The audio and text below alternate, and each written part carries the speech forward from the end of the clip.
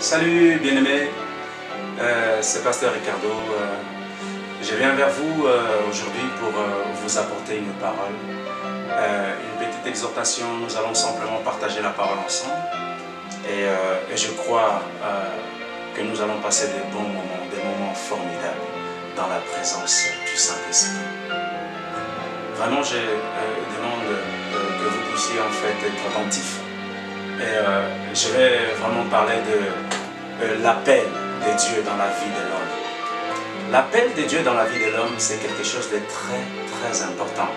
Et la Bible parle d'un homme qui a été appelé par l'Éternel, qui s'appelle Saul. Cet homme, c'est un homme extraordinaire, un homme fort, un homme très instruit dans son époque. Et cet homme a impacté sa génération et il continue encore à impacter aujourd'hui la mienne et peut-être même la vôtre, je le crois. Alors que Saul était sur le chemin de Damas pour aller faire le travail que les sacrificateurs de l'époque l'envoyèrent à faire, c'est-à-dire aller arrêter les disciples de Jésus-Christ et les apôtres, l'apôtre Paul va partir pour faire cette œuvre. Et la Bible va dire que Jésus-Christ de Nazareth va apparaître à l'apôtre Paul. Et la Bible dit que Jésus lui apparut comme une lumière. Et cette lumière a aveuglé en fait l'apôtre Paul. Il est tombé à terre et il va entendre une voix qui va dire: mais Saul, Saul, pourquoi me persécutes-tu? L'apôtre Paul va dire, qui s'appelait Saul à l'époque, va dire: mais Seigneur, qui es-tu? Et Jésus va dire: je suis Jésus-Christ que tu persécutes. Alors, l'apôtre Paul va répondre à Jésus: Seigneur, que veux-tu que je fasse? Christ va lui dire: va dans la ville. Va dans la ville. Et dans la ville, on te dira ce que tu dois faire. Et l'apôtre Paul, sans hésiter, va partir. Mais Paul n'ira pas tout seul parce qu'il va partir dans la ville avec les personnes qui étaient avec lui. Parce que la Bible va dire que l'apôtre Paul a perdu la vue. Il ne pouvait plus voir en fait pendant un moment. Et l'apôtre Paul va être pris par la main. Il va partir avec ses collègues, ses collaborateurs qui travaillaient avec lui pour arrêter en fait les disciples. Il rentre dans la ville. Quand il entra dans la ville, il va trouver Ananias. Et Ananias va dire à l'apôtre Paul, il va dire: Saul, mon frère, sois le bienvenu. Et Ananias va le prendre. Et la Bible va dire que Ananias va prier pour Saul. Et quand Ananias pria pour Saul, la Bible déclare que les écailles, ou sinon, quand il pria, dans ses yeux, tomba comme des écailles. Et l'aveuglement que le Seigneur lui avait frappé tomba en cet instant-là. Et l'apôtre Paul retrouva la vue. Et Ananias, qui était les disciples de Jésus également, qui a prié pour Saul, qui a imposé les mains à Saul, et qu'au travers de ce temps de prière et ce temps d'imposition des mains, Saul va retrouver non seulement la vue, et également il va recevoir le baptême de l'Esprit. Ça veut dire qu'il va recevoir le Saint-Esprit.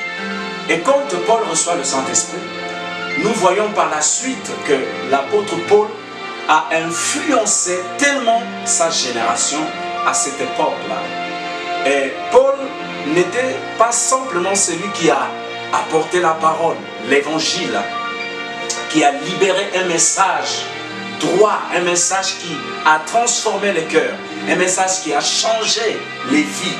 Et je crois, toi qui as un appel, toi qui es appelé de Dieu, homme comme femme, mon frère, ma soeur, bien-aimé, Dieu dit dans sa parole, dans Romains 11, 29, car les dons et l'appel de Dieu sont irrévocables. Elles sont irrévocables. C'est formidable. Ça veut dire que quand Dieu donne cet appel à un homme, à une femme, cet appel reste à vie. Je veux simplement t'encourager, mon frère, ma soeur. Peut-être que tu passes par des moments difficiles, par des moments obscurs, par des moments de doute, où tu ne sais même plus où donner ta tête. Qui croire? Je crois au Saint-Esprit, je crois en Dieu, ou je crois à Jésus, ou je crois aux gens qui sont autour de moi. Je suis simplement venu te donner une exhortation pour t'encourager, pour t'aider à te relever et à croire en ton appel. La personne qui te l'a donné, c'est Dieu. Ce n'est pas un homme, mais c'est l'Éternel des armées. La Bible va dire plus loin dans un passage que l'Éternel, quand il prépare ces choses, ou quand il conçoit ces choses, il les conçoit dans son conseil, c'est-à-dire avec ses anges. Et il n'a pas demandé ton avis, il n'a pas demandé l'avis de tes parents, il n'a pas demandé l'avis de ton mari ni de ta femme. C'est un choix qu'il a fait. Et la Bible va dire plus loin que je te connaissais dans le livre de Jérémie avant que tu sois dans le ventre de ta mère. Et Dieu te connaissait avant que tu sois né. Ça veut dire que dans la dimension de l'esprit, Dieu avait prévu des choses pour toi. Et je t'encourage, mon frère, ma soeur, bien-aimé en Christ, que cette petite exhortation puisse vraiment vous aider à vous réactiver, à rebondir, à répartir, à renouveler quelque chose avec Dieu. Demandez un rafraîchissement à Dieu. Demandez quelque chose de nouveau. Peut-être que vous ne savez plus comment faire, mais Dieu vous dit, je suis vivant, je ne suis pas mort. Et Dieu va rajouter qu'il n'est pas Dieu des morts, il est Dieu des vivants. Et si tu es un homme vivant en Christ, Dieu t'appelle à te relever. Dieu t'appelle à te fortifier. Dieu t'appelle à faire ce qu'il t'a dit de faire. Bien-aimé, ne doute pas. L'Éternel est tellement grand, est tellement puissant, que quand il décide de te donner son plan parfait, il le fait parfaitement. La provision, il te le donnera. L'endroit, il te le donnera. Comment? Dieu le sait, mais il va te le révéler également. Alors je t'encourage, mon frère, ma soeur, toi qui as un appel, toi qui as l'appelé de Dieu, toi qui as un mandat dans ta vie, dans ton esprit, je t'encourage véritablement, vraiment à y croire par la foi.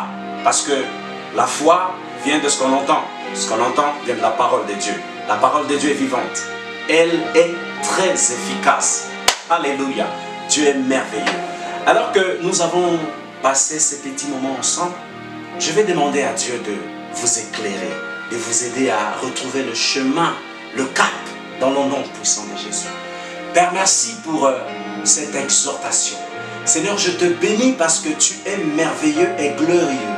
Seigneur, tu es celui qui appelle les hommes et les femmes choisis par toi. Seigneur, tu m'as mandaté de envoyer ce message sur YouTube pour que certaines personnes soient touchées et bénies. Père, je crois en toi et je crois en ces personnes que tu appelles. Je crois en ces personnes que tu as mises ton appel dans leur vie. Seigneur, j'ai pris que tu les bénisses. J'ai pris que tu les relèves. J'ai pris que tu les éclaires. J'ai pris dans le nom puissant de Jésus-Christ de Nazareth que tu viennes éclairer un cœur, que tu viennes mettre les choses au clair, alléluia, par rapport à leur appel. Seigneur, tu es non seulement un Dieu grand et puissant, tu es un Dieu glorieux.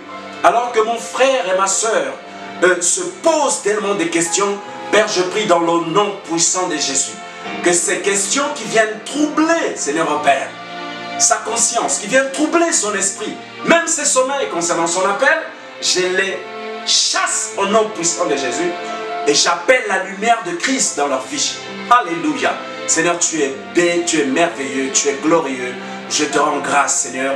Mon frère, que l'Éternel te bénisse, que l'Éternel te remplisse, que l'Éternel t'éclaire, que l'Éternel puisse davantage marcher avec toi main dans la main. Alors que je suis dans la fin de ce temps, vraiment, Que tu sois béni, que le nom de l'Éternel soit glorifié dans ta vie. Ainsi soit-il, dans le nom puissant de Jésus-Christ de Nazareth, nous avons ainsi prié. Amen. Et bye bye, à la prochaine.